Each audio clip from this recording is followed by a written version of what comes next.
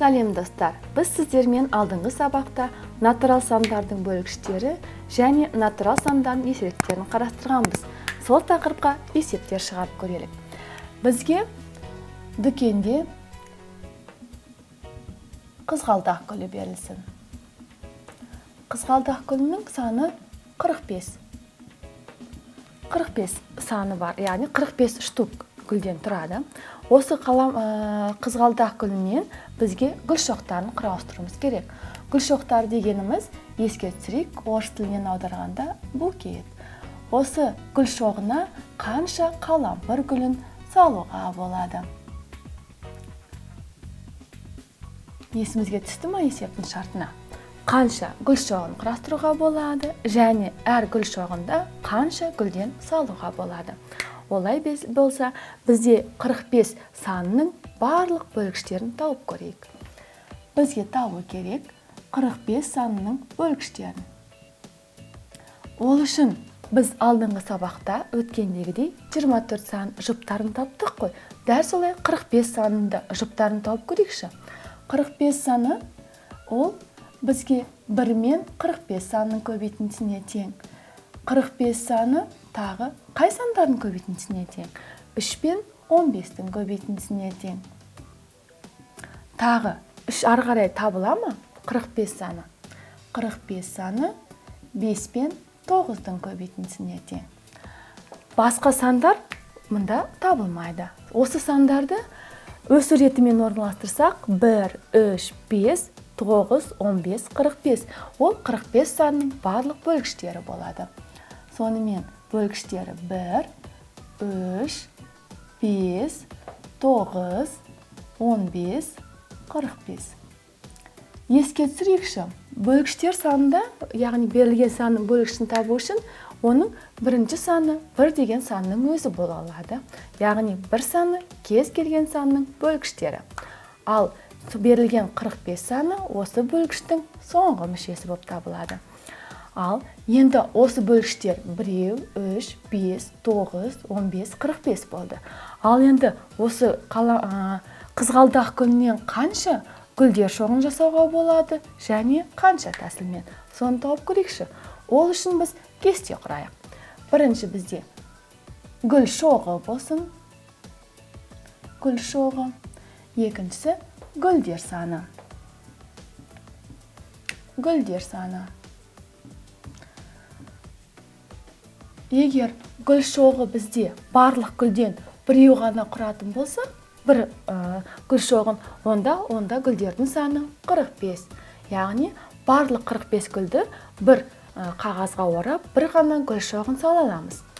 Ал гүлдер шоғы 3 болса, онда біз қанша гүлдер санынан салуға болады біреуіне? Гүлдер шоғы 3 болу үшін, онда 3 санына жұп 15. Яғни бір гүл шоғында 15 гүлден салуға болады. Дәл солай жалғастыратын болсақ, келесі бізде 5 саны бар. Егер осы барлық 45 гүлді 5 гүл шоғынан құрайтын болсақ, онда бір гүл шоғында қанша гүлден болады? Яғни 5-тің жұбы бізде 9 саны. Бір гүл шоғына 9 гүлден салуға болады. Дәл солай гүл шоғы саны бізде 9 болса ше, онда 9 гүл шоғына біз 5-5-тен сала аламыз гүлдер санын. Ал гүлдер санымыз келесі 15 болса ше, онда 15 гүл шоғына әр қайсына біз 3-3-тен сала аламыз. Ал керісінше, егерде бізде соңғы гүлдер шоғымыз 45-ке тең болса, онда әр қайсына тек 1-1-ден ғана сала аламыз. Мына есептің шарты түсінікті болған сияқты. Яғни гүл шоғы саны 1, 3, 5, 9, 15, 45 болса, ал олардың ішінде гүлдер саны осы сандардың кему ретімен орналасқаны 45, 15, 9, 5, 3, 1 гүлден салуға болады. Енді екінші есепке көшелік. Екінші есепте қорапта 12 килограмм кәмпит болсын. Бұл бізде екінші есеп. Қорапты мен тікбұрышты параллелепипедке ұқсатып салайын. Өйткені қораптың 3 өлшемі болғандықтан оның ішкі бөлігі бар. Осы қорапта 12 килограмм кәмпит бар. бізге осы қорапты ашпай-ақ бірінші кезек 45 килограммды, екінші кезек 60 килограммды, үшінші кезек 36 килограммды қалай өлшеп табуға болады. Ол үшін бізге 12 килограмм қораптан қанша қорап керек? Бұл есепті шығару үшін 12 санының еселіктерін жазып көрелік. Еселігін табайық. 12 санының еселіктері. Еселікті еске түсірсек, оның ең кіші еселігі берілген санның өзі болады. 12. Келесі еселік табу үшін 12-ні 2-ге көбейтеміз. 24. Келесі 12-ні 3-ге көбейтсек 36. 12-ні 4-ге көбейтсек 48. 12-ні 5-ге көбейтсек 60. Дәл сол арқайы жалғастыруға болады. Бірақ бізге есеп бұл тізбегіміз бізде шексіз, яғни сандар қатар шексіз орналасады. Бірақ бізде есептің шартында 45 килограммды, 60 килограммды, 36 килограммды қорапты ашпай-ақ қалай өлшеп алуға болады. Оны табу үшін 45 килограмм бізде 12-нің еселігінде байқағанымыздай жоқ. Сондықтан біз бұл жерде қорапты ашпай 45 килограммды өлшей алмаймыз. Яғни бұны 45 килограммды өлшеу мүмкін емес. Келесі 60 килограммды қалай өлшеп аламыз?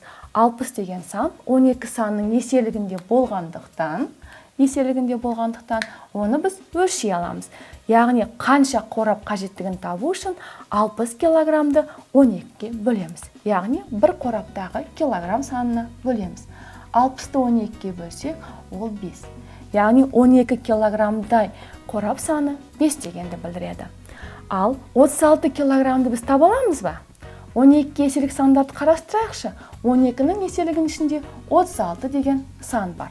36 саны онда 12 килограммдық қораптан қанша қажет?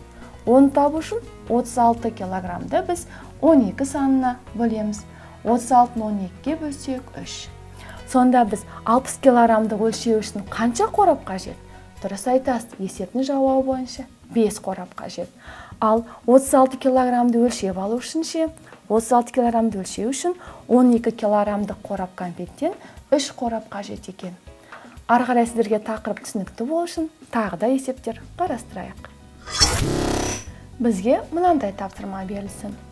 Үшінші тапсырмамыз 6 және 8 сандарының 6 және 8 сандарына еселік болатын ең кіші санды қалай табамыз? Ол үшін 6-ға еселік сандарды және 8 санына еселік сандарды жазып шығайық. 6 санына еселік болатын сандарымыз ең кішісі 6-ның өзі 6, 12, 18, 24, 30, 36, 42 және тағы сол сияқты. Енді 8 сандарының еселіктерін жазып шығайық. 8 сандарының еселігі. Ең кіші 8 санының өзі 8 жердегі 2 16, 8 жердегі 3 24, 8 жердегі 4 32, 8 5 40, 8 жердегі 6 48, 8 жердегі 7 56 және тағы сол сияқты. Енді осы екі сандардың еселіктерін салыстырайықшы. Екеуінде ортақ қандай сан бар? Мұқият қарасаңыздар, екеуінде ортақ 24 саны кездеседі. Яғни берілген есептің шартында 6 және 8 сандардың еселіктерінің ішінде ең кіші сан қай сан екен? Байқағаныңызда ол 24 саны. Есептің жауабына жазатын болсақ, жауабы 24-ке тең. Енді тағы да бір есеп қарастырайық. Бізге 45 санының бөлгішімен, яғни табуымыз керек 45 санының бөлгішін және 5 санның еселіктерінде екеуінде кездесетін ортақ сандар тауып көрейікші. Ол үшін 45 санның барлық бөлгіштерін теріп жазайық. 45 санның бөлгіштерін еске түсірейік. 1, 3, 5, 9, 15 және 45-тің өзі. біз білеміз, бөлгіштер саны әрқашан шектеулі. Ал енді 5 санның еселіктерін жазайықшы. 5 санның еселіктерін жазып көрелік. Ең кіші саны, есімізге түсірейік, ең кіші саны 5 санының өзі.